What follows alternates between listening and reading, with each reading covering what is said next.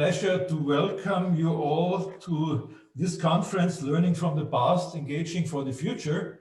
My name is Emil Brix. I'm the director of the Diplomatic Academy, Vienna School of International Studies here in Vienna, Austria, not far from the Danube. It's a pleasure to be partner in this undertaking because talking about learning from the past, engaging for the future, it is very obvious that we do have at the present day problems what sort of memory we are discussing and what the narratives are in the European discussion. We here in Austria, at least in the eastern part of Austria, are used to talk about the nostalgic sides of the Danube. We talk about the Habsburg heritage. We talk about also the Iron Curtain here. But what are the stories that we are telling now, and which stories should we tell in the future about learning from the past, engaging for the future? My feeling is, and that's why even here at the Diplomatic Academy we are talking about it, that the politics of memory we have at the moment in Europe are still very much Western European centered. We have the basic, you could call it, dilemma between the Western side of what Europe and European integration is based upon. And frankly speaking, this is still the Holocaust experience. And in the last few years, more and more discussion has been starting whether this Western European basic story about the European integration should be not substituted but added by the Eastern European experience of the communist time. Some call it even the Gulag experience relating to the Soviet Union. Until now, actually, the responses that we see also in the Danube area, rather not fighting for this common European narrative, but fighting for national heritage. And this is, I think, what this conference is also about, as far as I see it. How do we deal with tangible and intangible cultural heritage in this region? Do we restrict it to discussing our national aspects with all the problems that we have with that, or do we have a chance, because of our own traditions, that we also add to it a sort of intercultural dimension, where we can help also our region to come to grips with cultural dilemmas and different national narratives that we have, and maybe also for the European future. I think from my position here that we have a good chance in our part of Europe to help create a more nuanced idea of what the European narrative is, and I think there is a good reason for that. My last point for introduction is that I think it was 2 years ago we had a year of European cultural heritage. And I followed many of the events that took place, and I was shocked, I have to say, because most of them were about national cultural heritage in 28 or even more countries in the European context. They were not about the European cultural heritage. So obviously there is a need to do something about this. And I'm much looking forward to hear what the ideas and proposals for overcoming this national perspective might be. It's a long process, but that's what we are used to in the Central European region, that we are living in a very difficult process of making things different. But actually, I remember the time of the Iron Curtain, and compared to the experience of that time, it's much easier and much more relevant that we take part in this discussion than it was at that time. That's why I'm looking forward to it, and I pass on to the chairman of the IDM, Erhard Busek, who is the main organizer of today's event. Thank you very much. Thank you very much, Emil, for your introduction and your description. You did it partly as a historian, but also being actually involved as the director of the Diplomatic Academy of Austria, which has a long-lasting history backwards. I think it was founded to educate the right people for dealing with the Ottoman Empire. And I think here you can see the connection by the river Danube, because I think all those who were coming to the center of Europe, who were going eastwards or southeastwards to Bosporus, were passing by this area of the river Danube. And we are living also in a time where migration plays a very important role. All of the movements were going here. Full of history, it is sometimes also surrounded by the mythology. I may say, if we are remembering Attila and the Hanus, or we are remembering the Nibelungs, the one going in this direction, the other going in the other direction, I think is extremely important. And Emil lined out correctly that we have a lot of experiences which created a common understanding of culture by all the differences of the culture. And I may say this variety or plurality is a real richdom of this area. Real richdom for us all, because we are gaining a lot out of it. Sometimes, and I'm very self-critical on us Austrians, I think we are using this cultural richdom, I think, to sell it by tourism.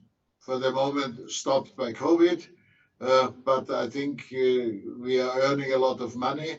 But on the other side, it is also a very positive sign what connects us, I think. And that's very necessary to underline it, because we want to speak about engaging for the future. I think that has to be the future of our common understanding here. And that's extremely important. So far, I think we can be happy, especially looking to Central, Eastern, Southeastern Europe, that investment, that the business created more common understanding. But it is not enough to speak about business and how to earn money, and only to speak about this economic and social differences between the parts of Europe, which for sure is necessary. But on the other side, I think it is necessary to get a feeling for the common understanding. And here we can register that in difference to the economic situation, we have a lot of problems here politically, because I think Europe is full of conflicts. I think it is not an argument that other parts of the world also have a lot of conflicts. I think what we have to do is to reduce the conflicts, to increase the mutual understanding. This is a job of diplomacy, and it is a job of mutual cultural understanding. In a broader sense, we have to try to understand the language of the other, which is not always happening. It's not only language in the sense of translation and so on and so on. It is the language of content that is here existing. And I think that's extremely important, and maybe looking to the Danube can be a contribution. I think for sure being involved in the European strategy for the Danube region, which is an activity of the European Union, we're looking more sometimes to technical things, shipping on the river Danube, the multimodal connections for transport, and so on and so on. But that's not all. I think we have to look to the contents, which we are sometimes missing in our time. I'm sometimes considering, why is it that we are not looking enough to content? Because this content is leading then to ethical questions, is leading to the mutual understanding, to empathy, which for sure is also quite necessary here. I think here you can see the broad field existing. And I'm quite happy on behalf of the IDM, but also of all the participants, that we are trying to do it. We are doing it with the technology of our time, hindered by COVID-19, to do it personally. But I think what we have to try is to meet each other personally also in this way of technology. I think this we have to use, because I'm quite sure it will be in a certain way the very important future that we have to move forward here. So far, a warm welcome to all the participants. I think you know the program. We are starting with a keynote speech by Attila, Professor Dr. Attila, being a part of the Hungarian Academy of Science, visiting professor of history at the Columbia University, and he's very well experienced. And I may say I'm quite happy to know him for a very long time. He is also for me a part of the history because we met for the first time where there was still a communist government in Hungary. And when we started to discuss what can we do together, we built up a lot of things, and I'm commemorating all those we met in this time. And I'm thankful to the contribution which we have done for a better mutual understanding. So far, I think that's enough for the beginning. I'm asking Attila maybe to present a little bit himself, because I did it only in few lines, but then to give his keynote speech. Attila, the floor is yours. Sorry for interrupting you, but I will also... Oh, beg your pardon. That was my mistake. A warm welcome to Dr. Gábor Fodor. Beg your pardon, I think I was mixing up the lines. Okay, the floor is yours. Yeah, I think you hear me now. So I'm Gábor Fodor from the Hungarian Cultural Institute in Istanbul, who organized this whole project in Turkey and all over Central Europe. So dear Ambassador, dear Mr. Busek, dear distinguished guest, it's my privilege to join you.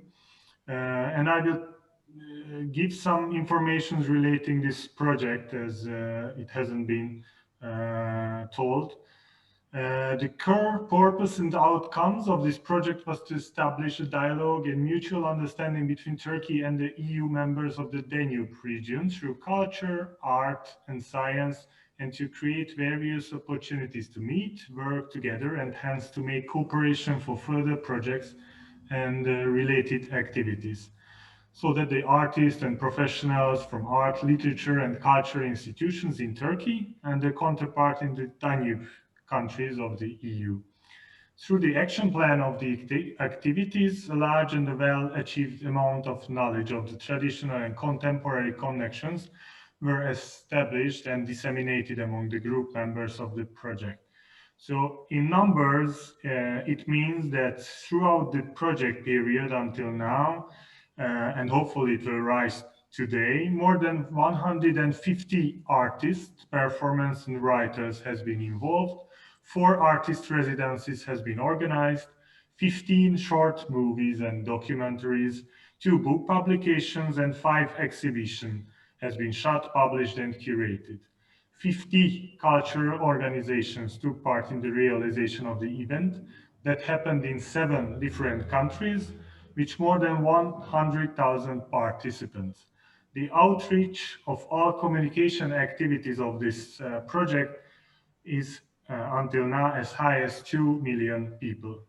So on behalf of the Ministry of Foreign Affairs and Trade, and especially as Hungarian Culture Center in Istanbul, I would like to thank the whole partnership of the project for our Turkish partners like Turkey Europe Foundation, the Kalem Agency, and the Ethnomusicology Society of Bursa, as well as our previous and current Consul Generals, Balázs Henrik and László Keller, who supported us with their full heart throughout the whole project. I would like to also thank the valuable support by our Hungarian cultural institutes all across the Danube region and in the EU. And let me thank the great job of my colleagues in Istanbul, especially my dear Deputy Director Balázs Szőlősi, who managed to take control of this long and diversified series of events with great success. And finally, let me express my gratitude for the partnership, of course, to the Diplomatische Akademie Wien and the Institute for the Danube Region and Central Europe for this meaningful conference. And it is my pleasure to pass the stage to Mr. Professor Attila Pók, whom I know from my childhood, as my father was a long-run colleague of Professor Pók. So it's my privilege to say some words on him. So he is a senior researcher at the Institute of Advanced Studies, Kőszeg. He was deputy director of the Institute of the History at the Research Center for the Humanities at the Hungarian Academy of Sciences in Budapest, secretary general of the Hungarian Historical Association, and visiting professor of history at Columbia University in New York. His publications and courses cover three major fields: 19th-20th century European political and intellectual history, history of modern European historiography, with special regard to political uses of history and theory and methodology of history writing.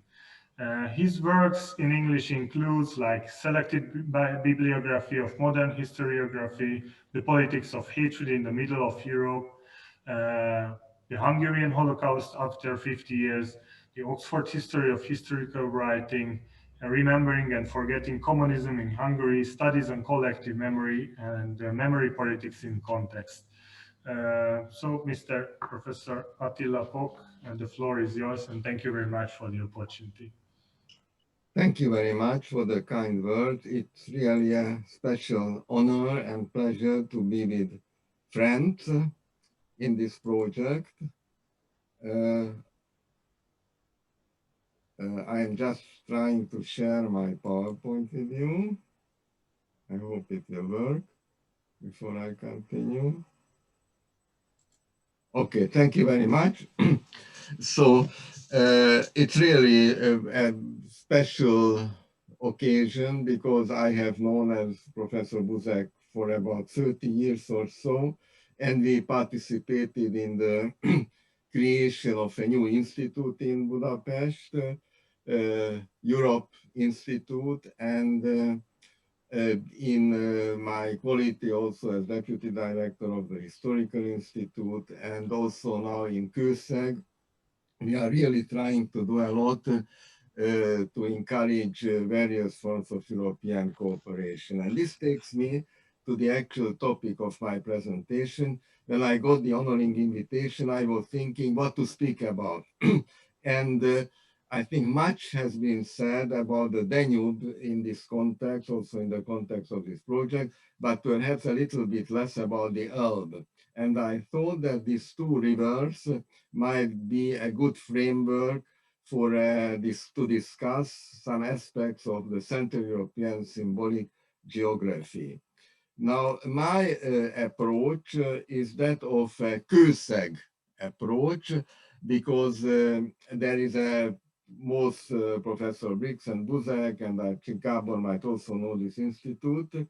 This is just at the Austrian-Hungarian border, and it has got a special program, the so-called CRAFT program, which means creative cities and sustainable surroundings. And the point is how you can make historical cities part of a modern life, how you can make use of the cultural heritage of a number of wonderful small towns in the western part of Hungary, livable, and at the same time make the intangible cultural heritage, which is in the center of this project, as worth remembering. People are trying to enjoy all the amenities of modern life, but if you want to feel real comfort, I think it's very, very important to make you feel part also of the cultural heritage of the town, of the region that you live in. And there are two questions and 2 points that I would like to make in this short presentation. The first one is identification with the Eastern and Western cultural political legacy part of the intangible cultural heritage, be it in a region or in a small town, and closely connected to this, do the Elbe and the Danube connect or separate? My point that I would like to prove is a double point. The first is that the Elbe and the Danube used to play a very important role in defining the regions of Europe, but that's no more the case. That is my first point, but there are other factors. And the second point that I would like to make is that the content of what is Eastern and Western have changed during, let's say, the last 100 or 150 years. The value implication of what is Eastern and Western is not the same as even not only 100, but even, let's say, 30, 35 years ago, so just before the transition in our part of the world. But let us go to the Danube first. In the case of the Danube, the real dichotomy is not so much between East and West historically, but between North and South, because the real limes, the real borderline, was at the northern borderline of the Roman Empire. And historically, this is one of the deepest lying boundaries, which is, of course, now transgressed by now, but it used to be one of the most important borderlines in the history of Europe. And it's very interesting if you look at it from the Hungarian perspective, because the western part of Hungary is part of the Roman Empire. The eastern part of Hungary is not part of the Roman Empire. I spent more than 40 years in Buda, working in the castle district, and our institute had to move from Buda to Pest, and then we said we are moving from Pannonia to Barbaricum, so the barbarian region of Pest. So this is still somehow deeply present in our collective memories. But if we look now at, we are comparing the north and the south of the Danube, of course, it is not such a powerful difference. However, and this takes me to the next point, the Danube is full of incredible stories that you can learn from. And the greatest treasure house of all these stories is Claudio Magris's famous book. I would like to recommend anyone who has not yet read this book to read it through, because it's fantastic, because it's not a guidebook, it's not a history book, it's a series of memories and a series of stories that if you, for example, travel from Passau down to the Black Sea and you had this book in your hand, you would much more enjoy your trip than without this book. However, our real problem is East and West, and this will take me to the River Elbe. One of the major or most influential definitions in terms of political East and West was given during the early 1990s by Larry Wolff. According to his definition, in fact, Eastern Europe had never existed before, it was invented. And according to his approach, I quote, it was the intellectual work of the Enlightenment to bring about the modern reorientation of the continent, which produced Western Europe and Eastern Europe. This is a view which is very influential, but it's not shared by a great number of historians. Because as some historians argue, the problem with Larry Wolff's book was that he didn't go beyond the 18th century. And if you go beyond the 18th century, and that's where we are going now, you have to pay much attention to the River Elbe. And this is coming here. The River Elbe has a very important symbolic significance in European history because it was on the 25th of April, 1945, when the American and the Soviet troops met there. There are some wonderful photos how they are shaking hands there, but we know from diplomatic document that there was a very that was a worrisome encounter, so to say. I read some documents by President Eisenhower when they are reporting, he's reporting to the president about the approaching encounter, and they didn't know what to do. But ultimately, they set up a big show, and the Elbe, in this sense, became a symbol of East and West meeting each other and this way liberating Europe. But of course, the Elbe story is much more complicated, and I just wanted to bring in a few examples of intellectual and political history. When I went to school and to university, when we were trying to define the region that we are living in, it was east of the river Elbe. So we talked much less about the Danube, but we talked about the river Elbe. And in an intellectual historical approach to this concept, I think we all have to go back to Oskar Halecki, this wonderful Polish intellectual and historian. It was, in fact, him who first introduced this concept of East Central Europe in the study of our region. But the next scholars I would like to talk about is, of course, the great Hungarian thinker, intellectual, historian, István Bibó. He has this famous saying that, in fact, I lived only 3 years from 1945 to 1948. This is at least what he asked to be put on his grave, because during these 3 years, he published a great number of very important studies about Hungary's place in Europe and about the boundaries between the eastern and western part of Europe. And according to his argument, East and West have been existing since 800 AD, because since the eastern border of the Carolingian Empire, according to his interpretation, defined a very important boundary. If we go chronologically, I should like to refer here to two lesser known historians who played an important role again in these discussions concerning the borderline between East and Western Europe. Zsigmond, who was the director of the Historical Institute when I joined it, and it was he who, based also on the work of a number of old Prussian historians, was trying to prove that the social, political, and economic development east of the river Elbe has for a long time been very different from those from the economic, political, and even cultural development west of that river.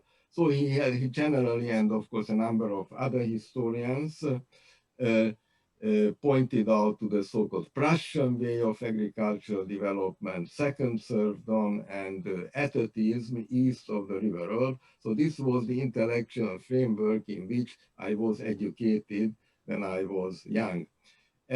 Other completely different type of historian, László Péter in England, who spent most of his life in England, left in 1956.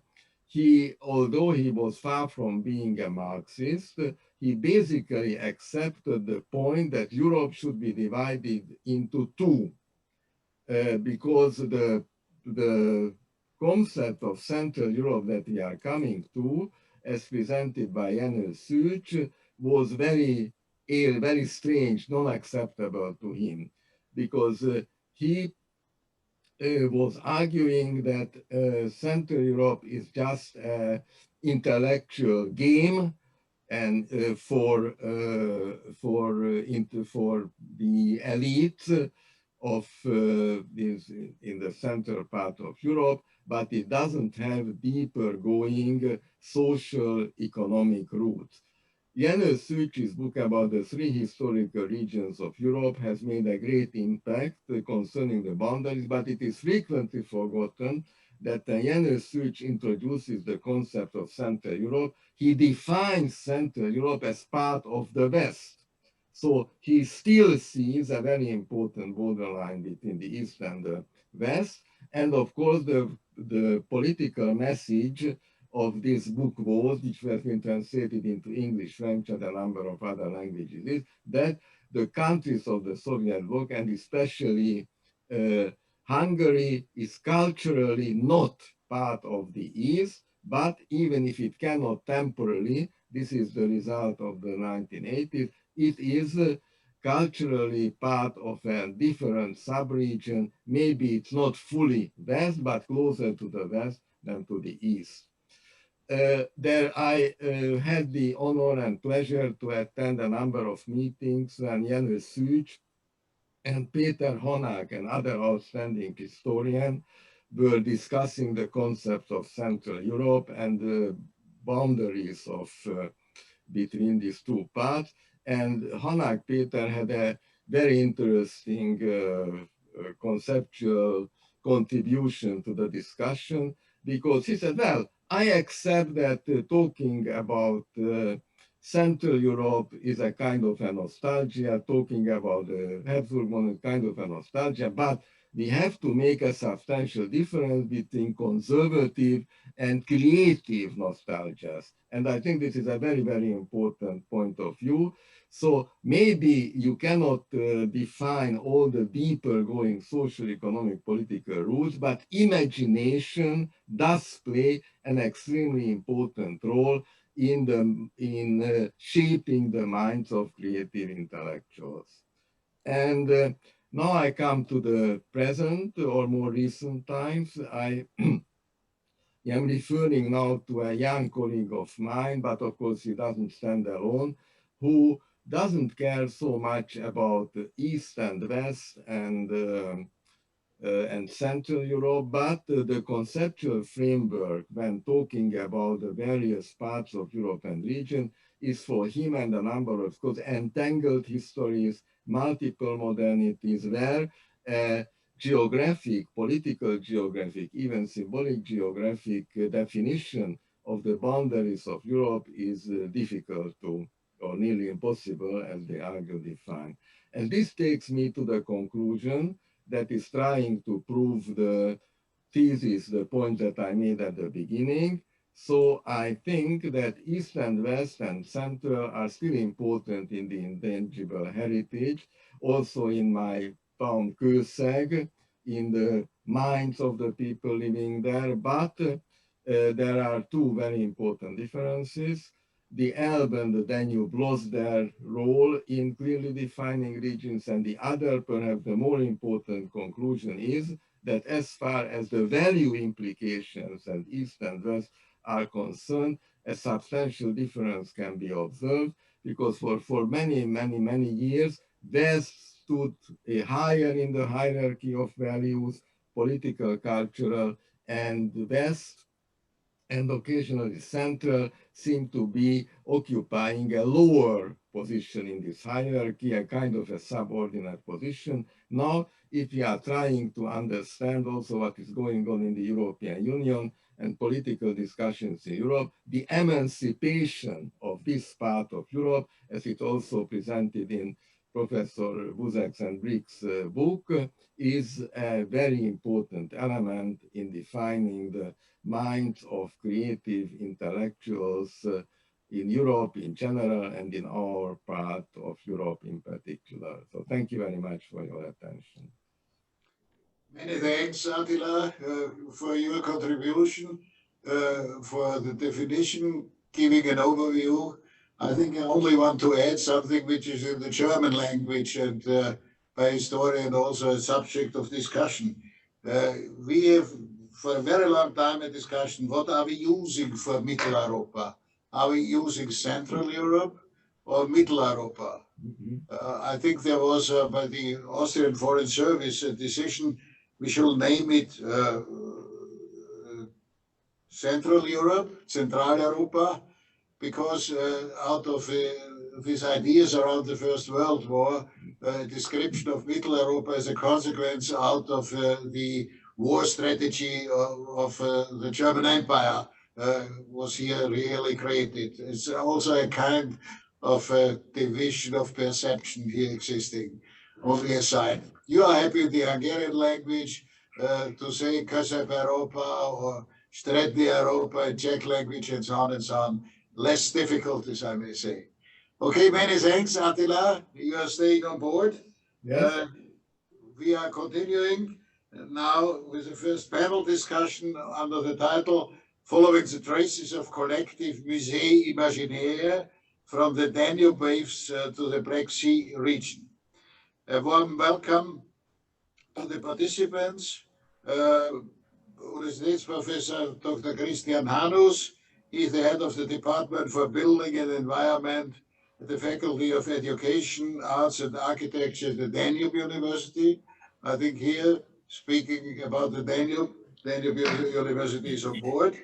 Also, Professor Jelena Todorovic, historian and vice dean of the University of Arts in Belgrade. And last but not least, Dr. Zsigmond, Vice Director of the Hungarian Museum of Science, Technology and Transport here in Budapest. Following the alphabetical order, I'm asking Professor Dr. Hanus to start. Thank you, Dr. Busek. Thank you for the introduction. Yes, that's true. As representative of the Danube, as representative from the Danube University Krems, I have to speak about the Danube. I will speak about the Danube Limes in this case, precisely. I will share the screen and hope it will work. Can you see my presentation? Okay. It's okay, thank you. So thank you also for the invitation to this very interesting conference. It's absolutely an honor and pleasure for me to present you some thoughts concerning the Danube Limes. Our university is involved in, yes, it's now changed. It's changed now, the slide. Is involved in a lot of projects in the Danube area, and we are dealing with the development of the urban structures along the Danube, also with the development of the scientific network. We are developing also teaching programs together with a lot of partners, a lot of universities in this region, and also the cultural heritage is one of our topics. And we were involved in the works for the nomination of the Danube Limes as World Heritage Site of the UNESCO. That this process is also in progress, and I think the Danube Limes has a very, very high potential for the development of the region, also for the intercultural dialogue. The former borders of the Roman Empire embody the world's largest archaeological site with a length more than 5,500 kilometers. You can see it begins at the Scottish coast. It goes through Europe along the Danube to the Black Sea. Then we have here Turkey, we have here the Middle East, the Red Sea, we have the North Africa, the Atlantic. It's a important heritage, and the UNESCO has the aim to nominating the border as a whole UNESCO heritage site. I think that is a great project for more generation. Some sections are just listed. We have the Antoninus Wall here, and since 2008 listed as World Heritage Site. We have the Hadrian's Wall in Great Britain. We have the Upper German region Limes since 2005. It's listed as World Heritage Site. And now we have here the Danube Limes, longer than 2,400 kilometers. One section is just submitted for the nomination. That is the section in Bavaria, in Germany, in Austria, Slovakia, and Hungary. These four countries submitted together the nomination documents, and we are now waiting the decision of the UNESCO. In a lot of projects, we worked together with the other countries because the Danube Limes, each World Heritage Site need a common outstanding universal value. That is the reason why this object is unique in the world, that it's so important for the world. And you need for that an intercultural dialogue because each country has a different approach to this common heritage. That is a very, very interesting dialogue. And in some countries, also aspects are more important, and that is a very enrichment. But also the part of the Danube Limes that are just are listed as World Heritage Site, you have to go in discussion to enter into dialogue with the existing sites, because the Danube Limes is an extension of the existing World Heritage Site, because they are also part of the frontiers of the Roman Empire. So you have to enter in dialogue and to adapt this approach concerning the outstanding universal value. And what is also very interesting, that the Limes in South Tunisia is also now on the tentative list. And so we are in the responsibility to have this dialogue also with the colleagues in Tunisia. So it's a very interesting project also for the future, because we have here a lot of region. If they will nominate their section, I think that is a very, very high potential for the future for an intercultural dialogue. The sites along the Danube Limes are different than the Hadrian's Wall, than the Antoninus Wall, because we don't have here a wall, we have the Danube. That is the natural barrier. And along the Danube, we have garrison cities, we have fortresses, and we have also burgus, like here in the Wachau, that is integrated now in a house.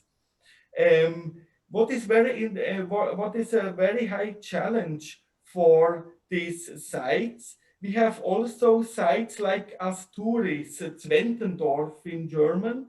There we have an archaeological site, a very important archaeological site of the Danube Limes, but we can see only a field, and that is very very difficult to communicate, and to communicate also this importance of this site and the connection to this more than 5,500 long heritage.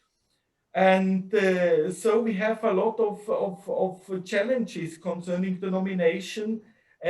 We have also questions concerning the management, also concerning the conservation, like Viminatium in Serbia. We have also questions concerning the conservation, the flood, against the flood. That is also a very, very complicated matter. And finally, we have also some objects. Finally, this border was a military infrastructure, and some sites are today also interesting for military operations. So we need also, we have to respect also aspects of the protection of cultural property. What are the activities we are dealing with also now in the actual project Living Danube Limes Interact project? We are working there with authorities, with politicians, with the stakeholders along the Danube Limes to understand also the problems, the approach, the management structure, the governance in these regions. We have to organize expert meetings also for the discussing, for the dialogue concerning the outstanding universal value. We are developing educational programs for children, for experts, for students, for PhD students. We have to elaborate protection plans. We have also working with virtual reconstruction. I mentioned Zwentendorf, also physical reconstruction. What is very important also the archaeological prospection, because not all sites of the Danube Limes are covered, and we are working with a holistic approach according to 5 C's of the UNESCO: conservation, capacity building, communication, community, and capacity building. So that is the holistic approach that is very important. And we think you can see the Roman Empire. We have here a heritage, a historically uncomparable heritage we can see from the Roman times. That is a common identity creating heritage of all these regions. Each site is in a relation to the whole heritage, we can say. We have in this region various countries, various religious cultures, languages, mentalities, but it's a common heritage in a common responsibility.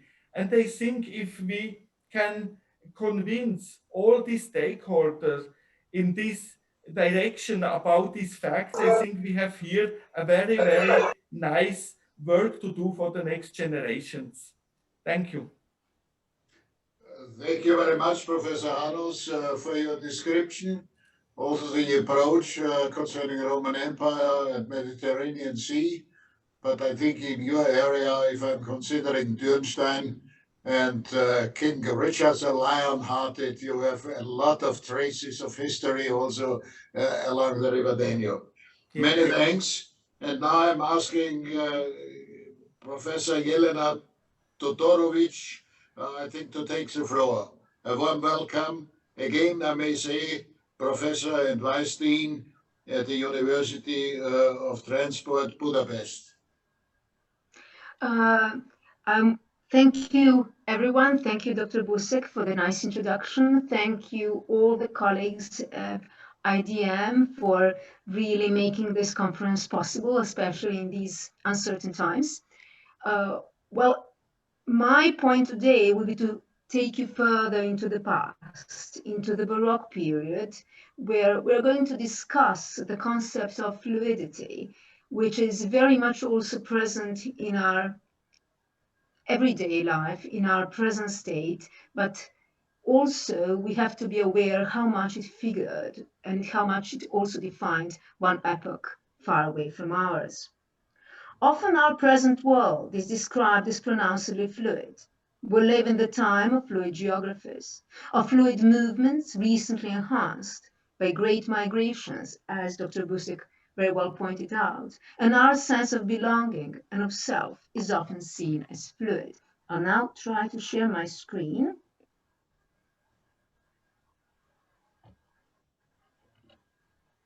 I think, I hope it works.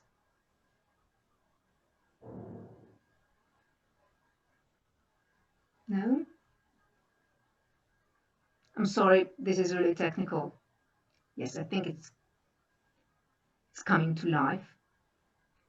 Well, being an art historian, I find not using images very sad and limiting. So at least I thought to make it as illustrative as possible. Can you see it? Furthermore, it might come for a short moment. Yes, it says your screen. Yes.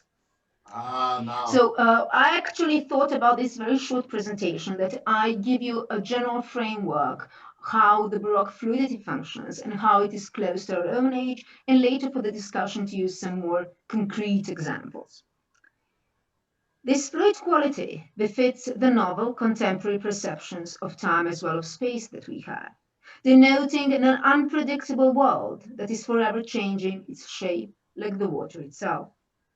In the scope of our theme for today's conference of learning from the past, we need to be aware that this process has already taken place.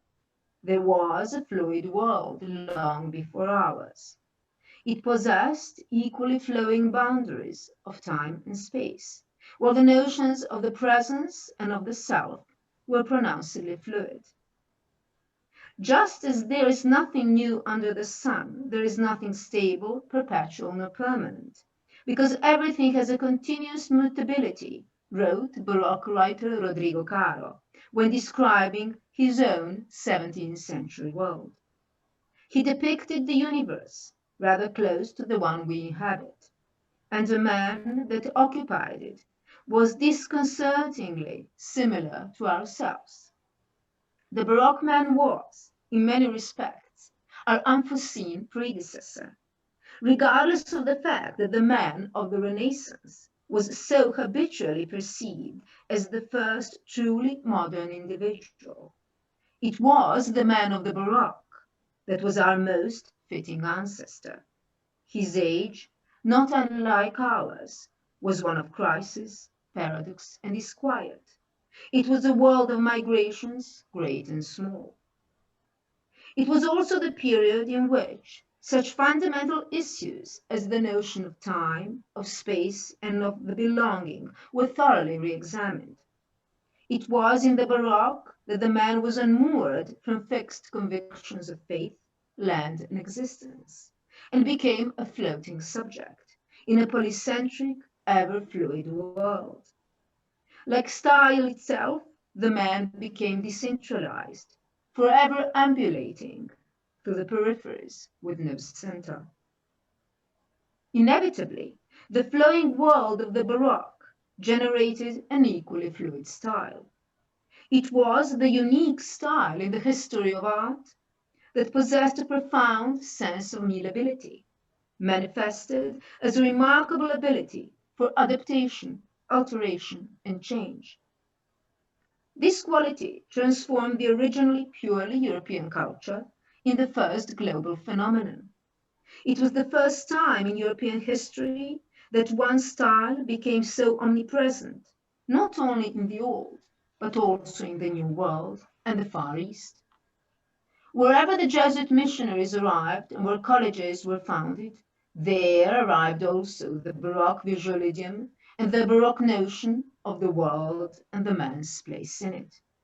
From Salamanca to Macau, from Saint-Omer to Sremski Karlovci, Baroque world and the Baroque style were an everlasting process of appropriation and amalgamation. It reversed the usual hierarchies between the center and the periphery, allowing for the plurality of centers to develop, each equally notable and remarkable in its own version of the Baroque.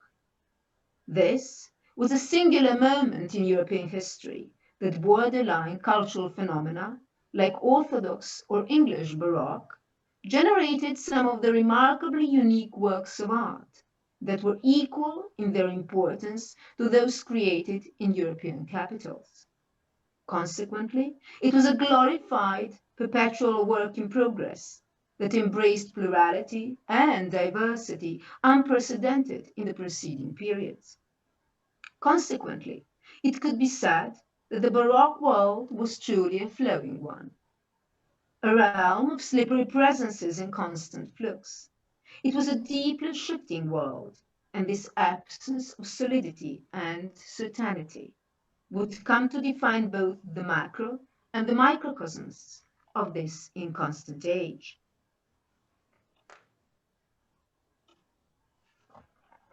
I'm just trying to, okay, it moves. The principle of fluidity enveloped the entire scope of artistic creation in the Baroque age. From these undulating surfaces of Francesco Borromini, or works of Guarino Guarini's architecture, to the vortexes of figures in this Massacre of Innocence by Guido Reni, to the figures as vortexes in the works of Francesco Macchi, and the liquid architecture of Bernini's Fountain of Four Rivers. The fluidity of movement was expressed in the flow of the line itself, its powerful swirl outlined depicted figures, while its meandering edge defined the masses of Baroque sculptures and the cornices of the bafflingly elaborate facades.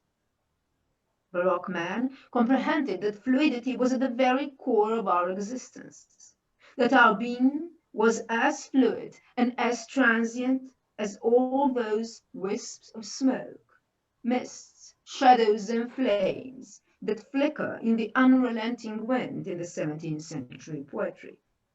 To capture this fluidity of being, to seize the fleeting instance of its presence, became the utmost longing of the age. Thus, its obsession with metamorphosis, with captured vistas and vanishing worlds, all were expressions of that supreme desire to arrest the mutability of things. Similarly to other Baroque phenomena, fluidity encompassed a rather complex and wide-range set of manifestations. From the swirls of angels of ceiling of Pietro da Cortona and the polyvalence of space in the complex interiors as seen by Guarino Guarini, to the fluidity of being that marked equally the statues of Messerschmitt and Bernini's Borghese mythologies. Each of these aspects initiated the complex process that formed the foundation of our modern concept of the world and of ourselves. Thus, I propose that it would be important to examine this first fluid age and explore its conditions as well as diverse forms of its liquidity, not in order to gain a novel perspective on this dawn of modernity of the Baroque, but to better understand the fluidity of our present state. So this gave the framework, and I propose three possible ways to view the fluidity both in the Baroque and in our own age. The fluid geographies of the Baroque age, where of course Daniel would play the great part, through the concept of the fluid souls, and of course through the very fluidity of time and fluidity of presence. So I think I didn't overstep my 5 minutes. No, I think it was really great. Many thanks. Thank you. I think now we can build up an arch from the Roman Empire, the walls and so on and so on. And it was not only walls, but the influence concerning law and administration and transport and so to the Baroque. As an Austrian, I'm very much in favor of what you have explained and what you have shown, because my country got a great impact by the Baroque for sure. And we are still living out of it and sometimes also not really understanding, but this is another subject. Now we are jumping maybe to another way of fluidity, because a director of an institution which is looking to transport is for sure a possibility to look to this. I'm asking Dr. Gábor Zsigmond to take the floor. Oh, here you can see already the transport. Thank you so much. I just start my presentation. So, thank you. Hopefully, is it okay? Thank you. So, as Gábor Fodor mentioned, we had an exhibition in the Hungarian Cultural Center in Istanbul last year. About the transport connections between Central Europe and the Erstwhile Habsburg Empire, actually, and Turkey through the waves, through the Danube and the seas. Now I just want to give a glimpse into my current research and the small aspect of this exhibition. Well, a significant aspect of the So a significant aspect of economic and commercial relations between Turkey and Ottoman Empire and Hungary is signified by the one slightly transport route which ran partly on the river Danube, and I just try to show, the Danube and partly at sea between the two countries. Historically, these were the cheapest ways And actually, there were not modern railway connections through the Balkan Peninsula between the two regions. A remarkable opportunity opened up for Hungary within the Habsburg Empire at the end of the 1850s to be able to export Hungarian agrarian products, chiefly wine, to Istanbul and from there to other more distant markets. The Austrian maritime navigation, namely the Austrian Lloyd Company, also had appropriate representation in the Turkish or Ottoman Empire, but actually the Hungarian interests were kept at a relatively low profile. So turnover developed significantly, and after the political and economic compromise with Austria in 1867, Hungary established its own seaport in Fiume, today Rijeka in Croatia, on the seafront of the Adriatic Sea.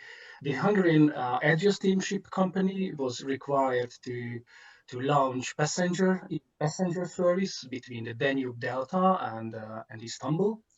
And since its establishment in 1898, the Hungarian Levant, the Eastern Steamship Company, also aimed at increasing their turnover in the ports of the Middle East, the Black Sea, and Turkey. These companies supplied those products and goods which were arrived to the Danube Delta through the Danube, and the goods were lifted from Danubian vessels to sea ships in the Danube Delta. And the company even had an own agency in Istanbul at the time. In the meantime, the Austrian Lloyd also received Hungarian subsidy to deliver the products of the Levant Company from Istanbul to Fiume. The traffic between Fiume, Rijeka, and Istanbul, and the main Ottoman ports between at the end of the 19th century is shown here in the table. The traffic had been rising significantly among Asian and European Turkish ports and Fiume, mostly by the ships of the Austrian Lloyd, by the way, as Turkish ships rarely visited this port. So you can see Istanbul, Saloniki, and Smyrna were the most important ports from this perspective. And in the years before the outbreak of the First World War, two of the Hungarian maritime companies already had a permanent agency in Istanbul. The Hungarian Eastern Maritime Company, the Levant, and the Atlantica Company. It was a tramp shipping company, by the way. So prior to the First World War, the Austrian Lloyd from Trieste had been 52 services a year from Trieste and Fiume Rijeka via Thessaloniki, and 52 services per year via Smyrna to Istanbul. These these had connections in Istanbul to Braila, to Odessa, and Batumi also. At the time, the Ottoman Empire had a consul general not only in Budapest, but also in Fiume. And the consul of Fiume at the turn of the century was Nikolai Effendi, by the way. He has a house building now in the city. So it remained. It should be noted that making a distinction between the Turkish ports of Europe and Asia is important because of the Balkan Wars of 1912 and 1913, as Durazzo or Thessaloniki was part of the Ottoman Empire before those wars. It is important that Istanbul was shown among the Turkish ports in Europe, in Hungarian statistics at least. After all, let's take a look at the results of the Turkish-Hungarian foreign trade in the period before the First World War, mainly focusing on Istanbul. It was a very typical characteristic of the traffic that Hungarian export was greater than import from the Ottoman ports. Turkey exported mainly tobacco, figs, and citrus fruit. And Hungarian export, mainly sugar and flour, was rising rapidly year on year, targeting Istanbul, but as I mentioned, other Turkish or Ottoman ports as well. Goods shipped to Turkey were typically so the Hungarian sugar, flour, rice made in the in Rijeka's companies, and later manufactured goods. From Istanbul, mostly crude tobacco arrived to Fiume, and later oilseed came from Istanbul.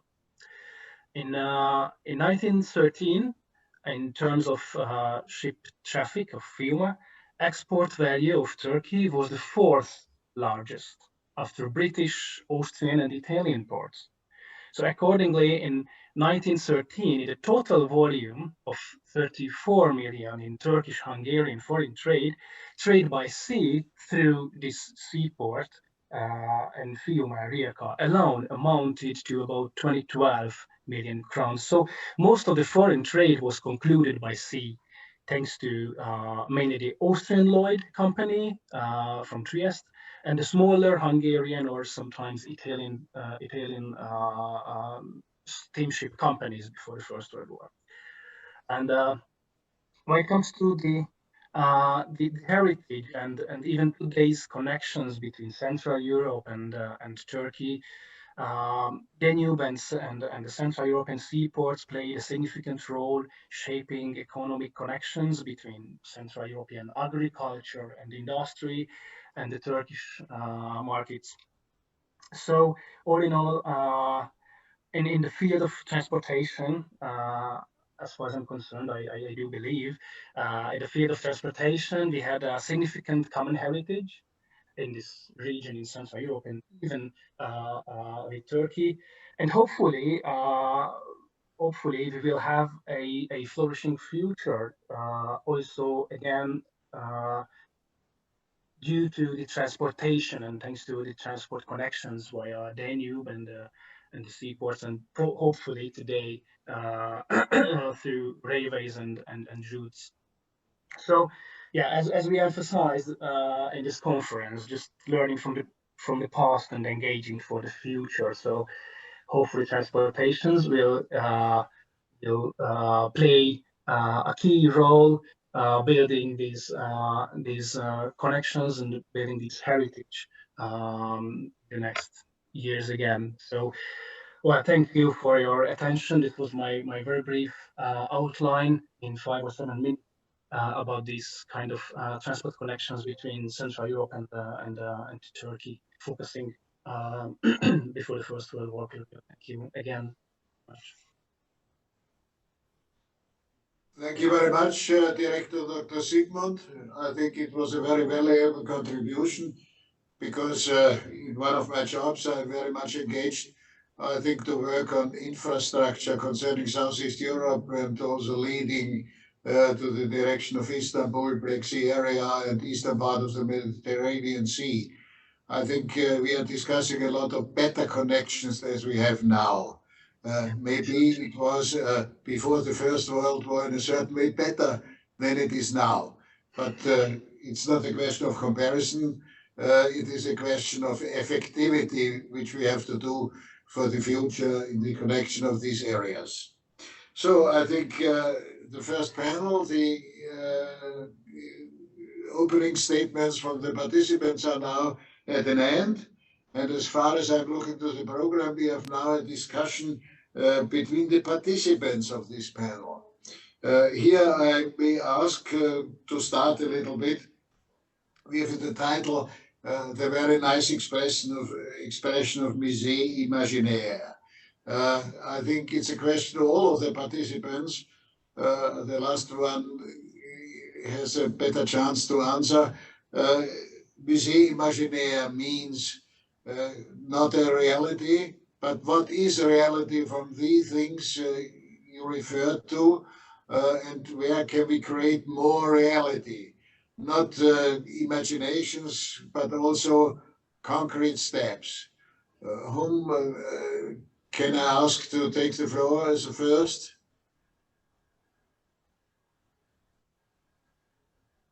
Silence totally. Me? May I? Todorovic? Professor, please. Well, this would be and would not be connected to my fluidity, but I want to remind everyone that the actual idea of Musée Imaginaire was born in the first Wunderkammers of the Baroque period, and actually of which you can see nowadays the most glorious one in the Kunsthistorisches Museum in the Kunstkammer. The idea that through collecting, in that sense, tangible, but also for our time, intangible cultural heritage, we create one world of its own, one condensed sense of space and time. And that was the first time the man, the Baroque man, or if you want, a Baroque individual, tried to comprehend the plurality and the complexity of the world. So thinking, as our first presenter was talking about the entire Danube Limes as one grand museum, if I understood it right, as one collection of marvelous tangible and intangible cultural heritage, I think we can really draw upon these ideas of Wunderkammers and think of our present day of Central Europe as one marvelous Wunderkammer, where we do not have to talk about diversifications, but think of the unity of time and place through cultural heritage. Through that, for me, the European Year of Cultural Heritage actually was. I understood that was the main point of presenting what actually unites Europe through cultural heritage. Sorry, I've tried to probably put too much in my answer. Thank you very much, Professor. I think my knowledge about the world Musée Imaginaire is coming from André Malraux. I Yes. think André Malraux, he described our way through the actual time in connection with history, that we are going to a Musée Imaginaire. So my question is, what is left out of this heritage? You described it not beautiful, not only by Wunderkammer, but also by fluidity.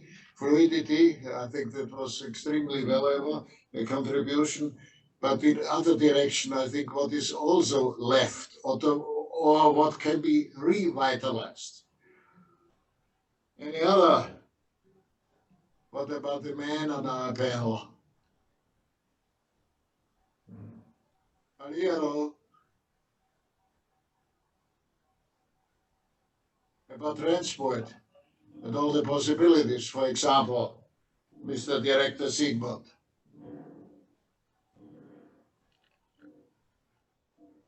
Can you jump in? Yeah, sure, I'm here. Thank you.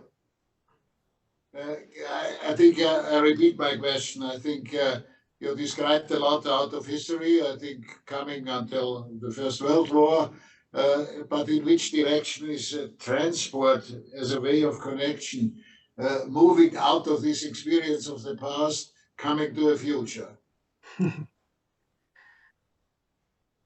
That's a good question. I think it's about the future, and it's about geopolitics. It's about politics today, rather than history. However, when we look at those seaports which had a significant role in this connection before the First World War, we can see Rijeka today is not a significant port at all, even not in the Adriatic Sea. However, it was the 10th most visited seaport before the First World War. It was one of the most modern one, and Trieste had a more significant role in the connection between the Central European market and the Turkish market. But Trieste was actually at the time the main seaport of the Austrian-Hungarian Empire, and its hinterland were partly Germany, Austria, Czech and Hungary, even Croatia and Bosnia-Herzegovina. So today Trieste is just quite a small port of Italy.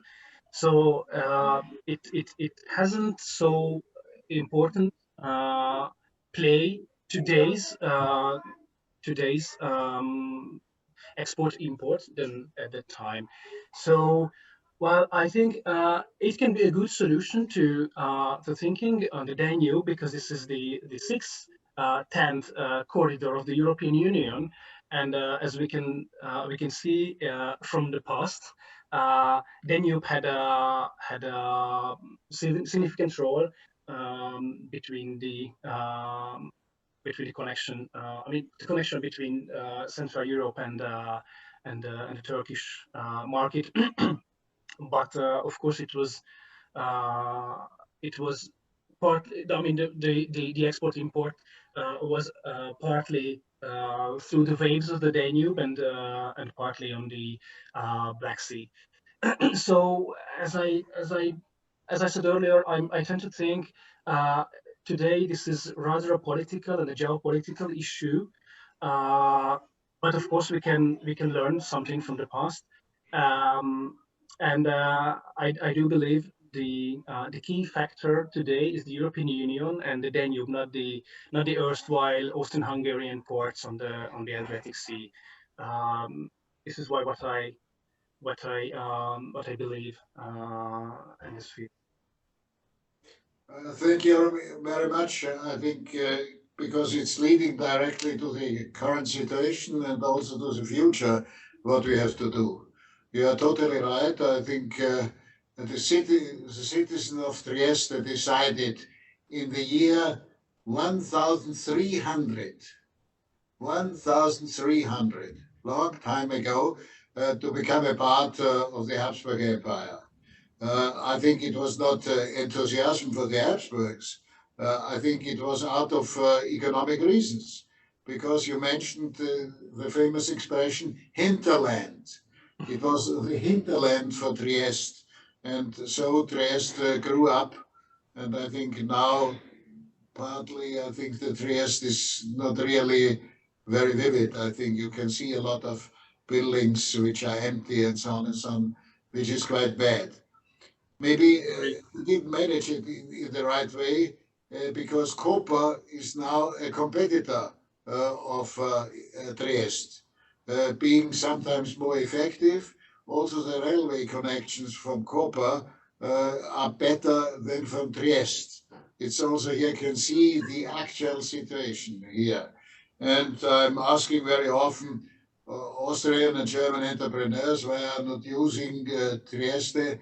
And then I'm getting an interesting answer. They are telling me too much chaparral, too many strikes here in Trieste existing, which is connected, I think, with the political situation sometimes. I think it has improved. I want to be fair here. So far, I may say, and I want to introduce, even with a certain direction more southwards to Greece and maybe partly also to Istanbul, I think we have to do more that the railway connections are becoming here better. I think I'm extremely critical, not being critical of the Chinese investments in general, but if now the railway connection from Athens, from the port of Piraeus, is now improved by the Chinese in the direction of Belgrade, Budapest, and so on, I think here I'm asking the other Europeans, why are they not looking also to another connection which is going through Zagreb and Ljubljana and so on, also more in the direction of Bavaria or Germany and so on. I think this is the actual situations. May I raise the question, how far is the past also a burden for good solutions for the future? Or do we have the right engagement in favor of Europe, I think, to settle these problems? And also looking to the very interesting elaboration on Baroque and fluidity, which was done by Professor Todorovic. I think, have we enough common understanding or empathy or feeling for the different parts here, so that we can say not only the river Danube and the water is connecting us, what is a connection in spirits and in thinking and knowledge, not only in history, but also in the common interest of improvement of this area. Will somebody comment a little bit on this? May I? Please, Professor. May I actually take a tiny step back, because for the last 12 years I've been working in Trieste as well, teaching there as well. Actually, last year, Trieste revived its status it got from the Austrian Emperor Charles VI, which is Porto Franco, which is a free port, and which was valid during of course, until the end of the First War. Then it was revived in 1945 when it was Trieste free zone of Europe, of course, between the Zone A and Zone B. And after the Trieste was once again just part of Italy, it was forgotten. So the prefect of the region and the mayor of Trieste found out that the concept of the free port was still valid, and they revived it, because in order to cancel the concept of the free port revived in 1945, you had to have at the same table representatives of the Soviet Union, of the United States, and of Yugoslavia. And 2 out of 3 countries are now non-existent. So now they're really building more on their port and the reputation of the free port, and the customers are really arriving. So sorry to go one step back to Trieste. But about your second question, well, we need not to be burdened by the past, because I have to come back to Baroque again, because Baroque was the first epoch which developed a very fluid sense of the past which is constantly present in our present, if I may say, which inspires our present, and also which allows us to view our present differently, polyvalently, if you wish. So I think we, being an art historian, but being someone who deals a lot with cultural heritage, I think that actually building upon the past as a cultural past, we can be united not only by the river, but our common cultural heritage. So that was my suggestion. And also, about the Baroque, the fluidity of that time and the fluidity of existence and fluidity of presence, we need to learn that even centuries ago, our existences and our presence and our past were very malleable, were very open to everlasting change. So I'm sorry if I'm making it too Baroque and too complicated, but I'm trying to show how much what we live through now actually our regions and our space of Central Europe actually already experienced. Thank you very much. I think this is a very important connection which you built up here. I think from arts history, or from the background of the arts in this time, I think to gain out the lessons which can be learned by this, that's extremely important. I think, may I jump a little bit to the first participant in our talks, to Professor Hanus. And may I connect your elaborations on the Hadrian's Wall, on the Limes, and so on and so on. I think sometimes I have the feeling we are again back in an area where we are building up walls. I think walls are playing a very important role nowadays concerning migration and so on and so on. We are building up actually now walls concerning COVID-19, where to go, red signs, it's not possible to go there. I think this is a certain background, maybe understandable by the Roman Empire that they want to have limits, and you elaborated quite clearly out that mainly the river was a kind of a wall, and where there was no river, they built up walls by stones and so on and so on. But now we are building walls, I think, by creating difficulties, administrations, I think separations and so on and so on. I think in which way can we learn out? Are these walls helpful? Sometimes I think you can hide behind walls concerning dangers. Okay, that's existing. But how can we overcome this feeling for dangers? Maybe Professor Hanus can tell us something about this. Yes, I can, yes. No, that is absolutely very interesting aspect, and I have also learned a lot during these works concerning the Limes, the Danube Limes, the frontiers of the Roman Empire. That's true that the Limes, that was a border, that was the end of the empire, that is true, but it was not really a strict border. We had economic relations in this region. We had a lot of changes between both sides of the border, and we can find also Roman sites, excavation of archaeological sites, a lot of kilometers in the far from the Danube Limes, in the Barbaricum, if you want to say. And we can find a lot of technologies also in the bricks and also materials. We can find a lot of kilometers far from the Danube Limes, also products from the Roman Empire.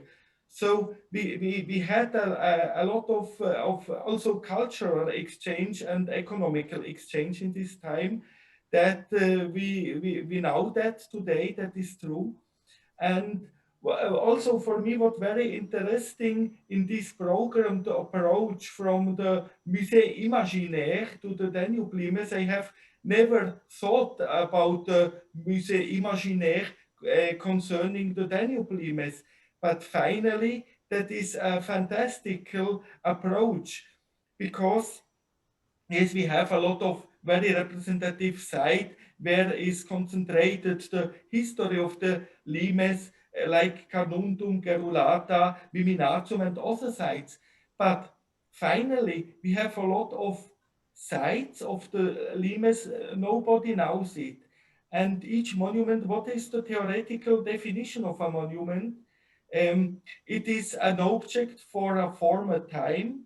It must have a historical significance. And finally, a monument needs always a person, a recipient. Like a friend needs a friend to be a friend needs a friend to be friend. And in the same way, a monument needs a recipient, needs people to be monument. So the importance of this different site, the significance, and finally the historical approach to understand this site as a common object. I think that is now an educational challenge finally, because a lot of the elements, they are here, but they are not recognized as a common object, as in their historical significance. And I think in this direction, we have to do a lot of work. And I don't think it's necessary to excavate a lot of new sites, but as first step, we have to recognize what is here and what are the relations between all these different sites, and what is the dimension finally of this Roman, of this border, of this frontier, Roman frontier from this Roman time. Thank you very much. I think this was an extremely well done contribution to our discussion. because it's showing what the past is teaching us for the future. I think that's quite necessary, and I would be very happy if everybody could hear your definition about what walls have meant, and that walls are not hindering a better connection, and so on and so on. I think maybe it is a kind of memory in history, but it is also a chance to overbridge things, which I think is quite necessary. Insofar, I think the current situation which we have in Europe is very important to overcome and to move here for sure in the right direction. I think we are coming closer to an end. Not yet, I have to say, but I'm asking everyone of the three participants, I think, to make a final remark. If I would ask as a first, Dr. Zsigmond, I think, to make maybe a summary from his side.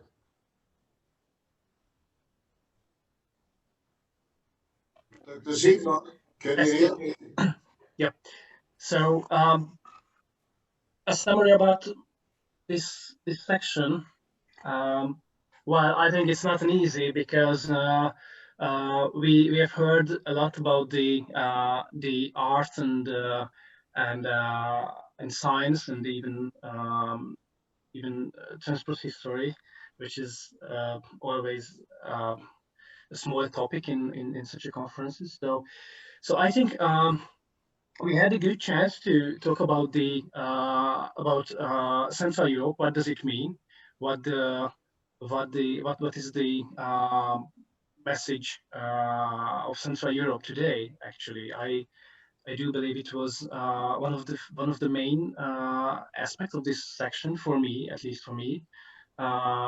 So the meaning of Central Europe, the meaning of Elbe, Danube, art and science, and common heritage, and actually what we can learn from the past to shape our common future based on our common heritage. Köszönöm szépen for this contribution, understanding Közép Europa. I have to say. Thank you, vielen Dank. What you said rightly, and I think we have all to learn it, and maybe it's also the sense of this activity, I think, to create this approach which you have outlined. And may I now ask Professor Todorovic, or Todorovic? Todorovic is excellent. Todorovic, beg your pardon. Yes. I think I'm No, not too much great. familiar with the Serbian language. Please be so kind. Your comment from your side? Well, for me, it was really excellent to bring together all these three contributions and your excellent questions, which brought together not only different pasts and different legacies, the concept of walls, what they connect more than they what actually separate, of the fluidity of different periods, and also of transport, which for nowadays we have to learn on that little story of the experience of Trieste, where they had to revive the contract of Austrian Emperor Charles VI to see the progress of today. So in that sense, we really have to think what, in terms of our common heritage, our common also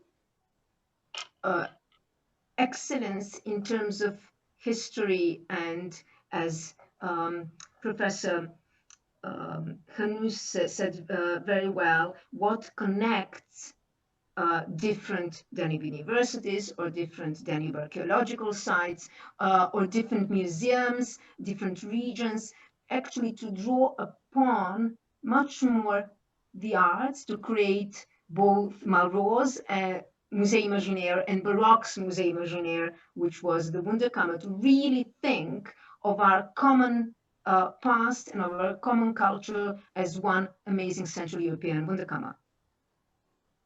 Many thanks, Professor. I think this was really great. lining out the importance to study history and to connect it with the actual situation and also with the future. I think on behalf of the Kunsthistorisches Museum, I have to say many thanks to you mentioning the Wunderkammer, because I think it is one of the great heritages which we have here, really. But it is not the most important comment. The comment is another one. I think the importance of understanding of arts, not only in the context of history, but also in the context of life and how it is performed. I think that's extremely necessary. I think maybe we are jumping now from arts more to a technical approach. So I may ask Dr. Zsigmond from his side to make a final comment. Dr. Zsigmond. Well, thank you very much for this lineup. I think it was a very inspiring conference. Every comments, every questions, and every presentation were very inspiring, I think, and I do hope it will be available for the broader public, because I think it is very important today to emphasize the meaning of Central Europe and the common heritage in this region. At least in these very, hectic years, in this pandemic situations, in this kind of geopolitical life. So I do believe it's very important. It would be very important to show up somehow this kind of comments and presentations from many people. And as far as I'm concerned, thank you so much for your questions and for the opportunity to talk about this kind of history and historical and geopolitical questions. So thank you for everyone, and thank you for the organizations. Because I think it was very important to take part on this conference, and as I mentioned, I think it was the key factor, this kind of very nice lineup. So thank you for everyone, and I hope it will be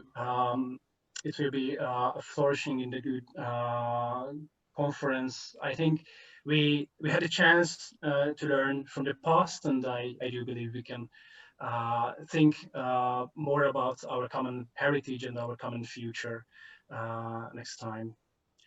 So thank you. Thank you very much for this excellent summary. I think I'm now saving time because you said what I have to say at the end, but you did it better than ever possible. I think it was a very good exercise. The Institute for the Danube Limes in Central Europe is a part of an Erasmus program where we are looking on the one side to democracy, but also to these common links which are here existing. And we did a contribution. And to answer your question, I think if you look to the website of IDM, you will find it where you can use it for further. And if there are other additional possibilities, then you will get this information. I have to ask my friends here in the Institute. Many thanks to the Cultural Institute of Hungary in Istanbul. I think it was really great to cooperate from Vienna to Istanbul by Hungary and Austria and all the others, like from Belgrade, Serbia here. Extremely happy.